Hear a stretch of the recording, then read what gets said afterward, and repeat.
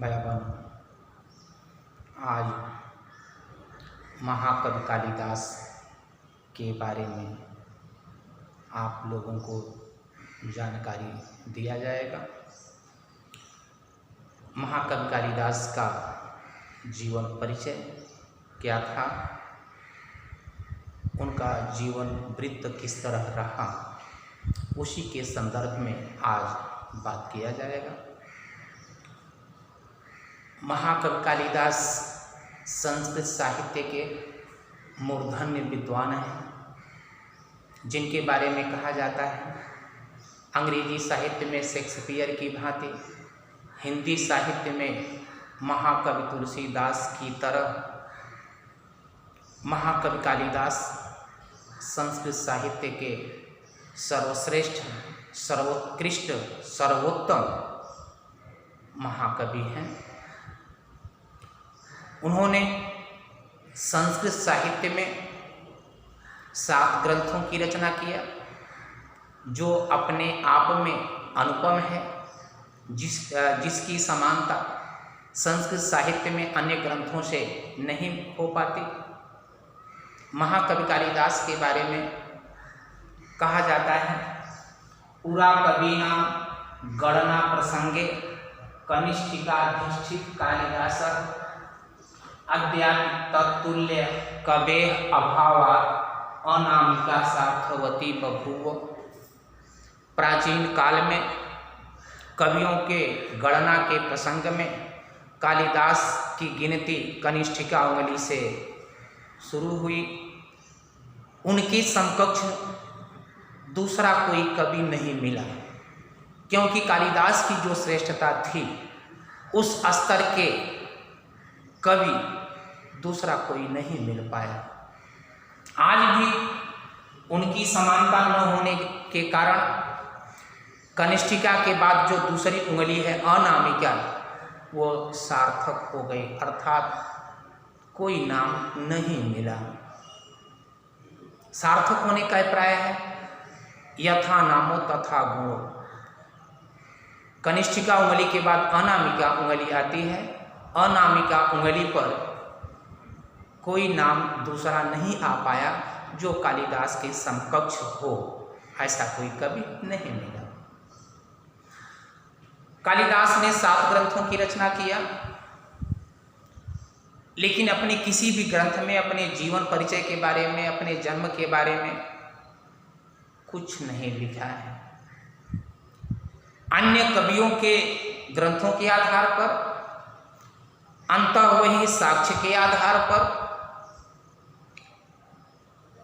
अनुमान के आधार पर तथा किंवदंतियों के आधार पर कालिदास के विषय में थोड़ा बहुत जाना जा सकता है, अनुमान लगाया जा सकता है। किंवदंतियों के आधार पर कहा जाता है कि कालिदास बचपन में बहुत मूर्ख थे, निरा मूर्ख थे।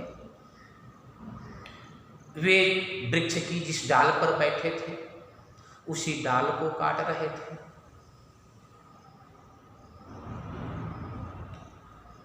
काशी के एक राजा थे शारदानंद, उनकी पुत्री का नाम विद्योत्मा था। विद्योत्मा को अपने सौंदर्य और ज्ञान पर अभिमान था। उसने शर्त रखा था कि जो भी मुझे शास्त्रार्थ में पराजित करेगा उसी से मैं विवाह करूंगी। किंतु जो भी विद्वान उसके पास गया शास्त्रार्थ में पराजित हो गया, अतः उसका विवाह नहीं हुआ था। सभी पंडितों ने मिलकर के ये विचार किया कि विद्योत्मा को जो अहंकार है अपने सौंदर्य या ज्ञान का, इसके घमंड को दूर करना चाहिए। और सभी ने मिलकर के एक मूर्ख को ढूंढने का प्रयत्न किया। घूमते रहे, यात्रा करते रहे, पहुंच गए कालिदास के पास, जो वृक्ष की जिस डाल पर बैठे थे उसी को काट रहे थे। तो कालिदास से बड़ा मूर्ख उन्हें और कोई दिखा भी नहीं। उन लोगों ने कहा कि आप नीचे उतर आइए। कालिदास नीचे उतर कर आए। पंडितों ने प्रस्ताव रखा कि आपका विवाह हम करा देंगे। कालिदास को लेकर काशी गए। पंडितों ने कहा कि आप मौन रहिएगा, एकदम शांत रहिएगा, कुछ बोलना नहीं है, हम लोग बाकी कार्य करेंगे। जाने पर विद्योत्मा के पास वो ले गए, पंडित का वेश बना करके इनको, कालिदास को विद्योत्मा के सामने प्रस्तुत कर दिए। शास्त्रार्थ भी शुरू हुआ। विद्योत्मा ने एक उंगली उठाया, अभिप्राय उसका था कि ईश्वर एक है। कालिदास को लगा कि मेरी एक आंख फोड़ना चाहती है, तो उन्होंने 2 उंगली उसके सामने कर दिया, इसकी दोनों आंख फोड़ देंगे। विद्योत्मा ने विद्वानों से कहा इदम कीमस्ते। विद्वानों ने उत्तर दिया, आपने कहा कि ईश्वर एक है, हमारे पंडित जी कह रहे हैं कि ईश्वर 2 है, एक आत्मा दूसरा परमात्मा। विद्योत्मा ने 5 उंगलियां उठाई दूसरे प्रश्न में। कालिदास ने सोचा कि मुझे थप्पड़ मारना चाहती है, तो उन्होंने मुका बांध लिया। विद्योत्मा ने फिर विद्वानों से कहा कि इदम कीमस्ते, ये क्या है? विद्वानों ने उत्तर दिया, आप कह रही हैं कि 5 तत्व हैं, क्षिति जल पावक गगन समीर, और हमारे पंडित जी कह रहे हैं ये 5 तत्व मिलकर एक हो जाता है, जिससे शरीर का निर्माण होता है। विद्योत्मा पराजित हो गई। कालिदास से विद्योत्मा का विवाह भी हो गया, किंतु विद्योत्मा को संदेह बना रहा कि ये विद्वान नहीं है, मूर्ख है। परीक्षण के तौर पर ऊंट जा रहा था। विद्योत्मा ने कहा कि उष्ट्रम गच्छति। कालिदास उच्चारण नहीं कर पाए, उट्ट उट्ट कह रहे थे। विद्योत्मा नाराज होकर अत्यंत क्रोध से उन्हें अपमानित करते हुए बाहर निकाल दी। कहा जाता है कि वो सीढ़ियों से लुढ़कते हुए काली मंदिर के पास तक आए, उनकी जिह्वा भी कट गई। काली की कृपा हो गई कालिदास के ऊपर। काली के आशीर्वाद से कालिदास हो गए और उन्होंने स्वाध्याय करके अच्छा खासा ज्ञान प्राप्त किया। ज्ञान प्राप्त हुआ, विद्वानों के समाज में आदर होने लगा। कालिदास पुनः विद्योत्मा के पास वापस लौटकर आए। दरवाजा खुलवाने के लिए उन्होंने विद्योत्मा से कहा, अनावृत कपाटम द्वारम देहि। विद्योत्मा ने दरवाजा खोलते हुए कहा, अस्ति कश्चित वाग विशेष। कौन संस्कृत का विद्वान मेरे दरवाजे पर आ गया? कालिदास ने उत्तर दिया, सो अहम कालिदास, मैं वही कालिदास हूँ, अर्थात जिसे तुमने अपमानित किया था। विद्योत्मा उनके मस्तिष्क पर तेज और उनके संस्कृत के ज्ञान को देखकर बहुत प्रभावित होती है, क्षमा याचना करती है। कालिदास ने पत्नी के मुख से निकले हुए अस्ति कश्चित वाग विशेष शब्दों को आधार बनाकर 7 ग्रंथों की रचना किया। जो रचनाएं संस्कृत साहित्य में अपना विशिष्ट स्थान रखती हैं। रघुवंश और कुमार संभव महाकाव्य है। मेघदूतम और ऋतु संहारम गीतिकाव्य है।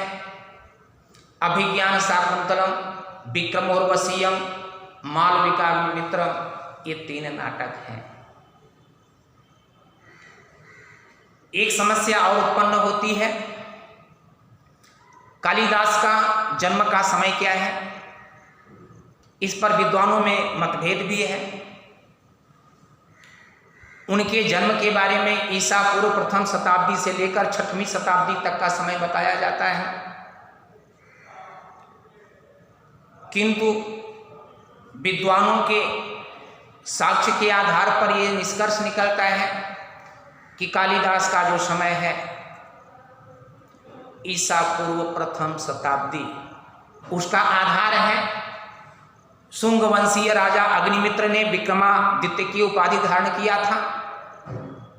उसी विक्रमादित्य के दरबार में कालिदास रहा करते थे। अग्निमित्र का समय इतिहास से प्रमाणित है, ईसा पूर्व प्रथम शताब्दी, तो कालिदास उसी के दरबार में रहा करते थे। अतः कालिदास का भी समय ईसा पूर्व प्रथम शताब्दी ही विद्वानों ने स्वीकार किया है। मतभेद के बावजूद ईसा पूर्व प्रथम शताब्दी ही विद्वानों ने स्वीकार किया है।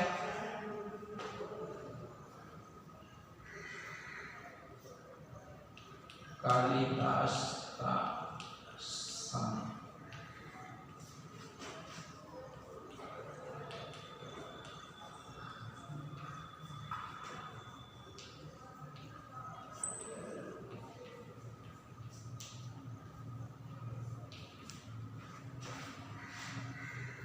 राजा विक्रमादित्य के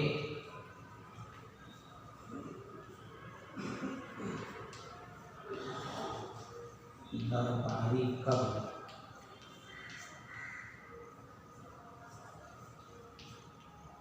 विक्रमादित्य के नवरत्नों में कालिदास को महत्वपूर्ण स्थान प्राप्त था। यही विक्रमादित्य, अग्निमित्र ने विक्रमादित्य की उपाधि को धारण किया था। तो कालिदास का समय मतभेद के बावजूद इसे स्वीकार किया जाता है, ईसा पूर्व प्रथम शताब्दी। इसके अतिरिक्त कालिदास के अन्य जीवन के बारे में बताया जाता है कि कालिदास की विद्वता चारों तरफ फैल गई। उनका यश, उनका कीर्ति आसपास के देशों में भी फैला। इनके एक मित्र थे कुमारदास, सिंहल द्वीप के राजा। सिंहल द्वीप के राजा कुमारदास के दरबार में कालिदास गए उनसे मिलने के लिए। कुमारदास खुद अच्छे विद्वान थे और विद्वानों का आदर करते थे, इसलिए कालिदास का उन्होंने बड़ा सम्मान किया, उनके यहाँ उपस्थित थे।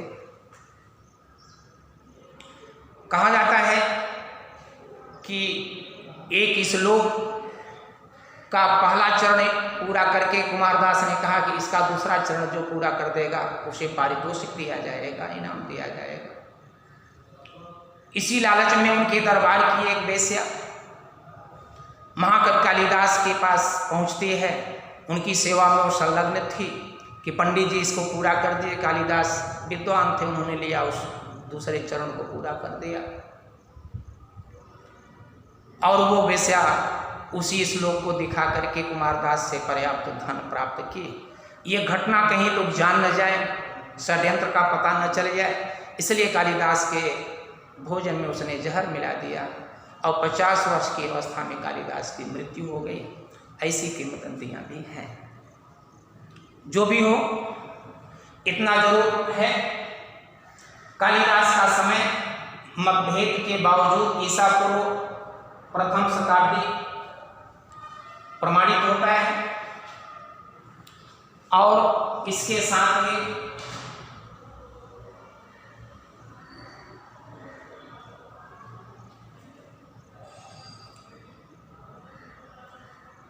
इनका जो जन्म स्थान है, कुछ विद्वान मानते हैं कालिदास कश्मीर में पैदा हुए थे, कुछ विद्वान उनको बंगाल का मानते हैं। लेकिन ये विद्वानों का बड़ा वर्ग है जो कालिदास को उज्जैनी में जन्म लिए हुए मानता है। उसका कारण यह है कि उज्जैनी के प्रति कालिदास का अधिक अनुराग, उन्होंने हर ग्रंथों में उज्जैनी के प्रति अधिक लगाव के साथ वर्णन किया है। ऐसा अनुमान किया जाता है कालिदास का जन्म उज्जैनी में हुआ था।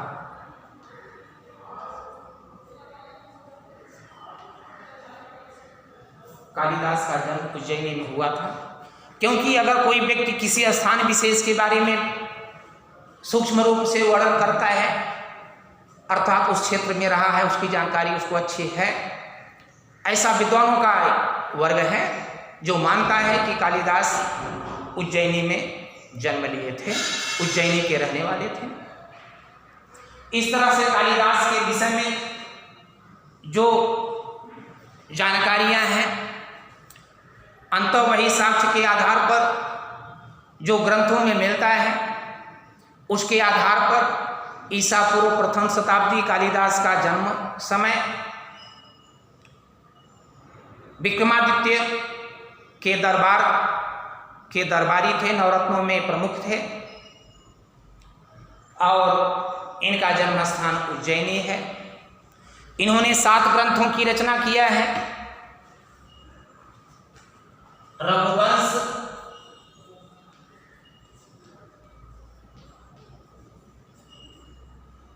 कुमार संभव,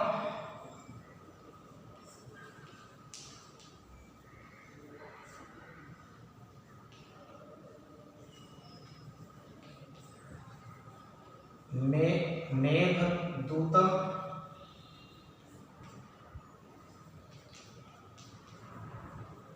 ऋतु संहार,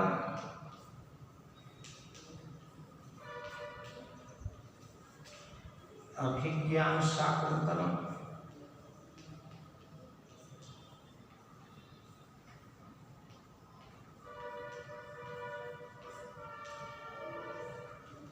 विक्रमोर्वशीयम,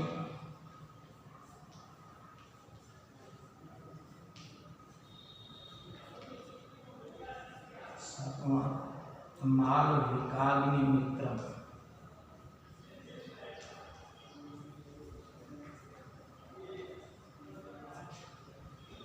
ये दोनों महाकाव्य हैं, रघुवंश, कुमार संभव। ये दोनों गीति काव्य हैं, खंड काव्य, और ये 3 नाटक हैं। कल कालिदास के रचनाओं के विषय में जानकारी देंगे और उसके बाद कालिदास की काव्य शैली। आज अपनी बात यहीं पर समाप्त करते हैं। धन्यवाद।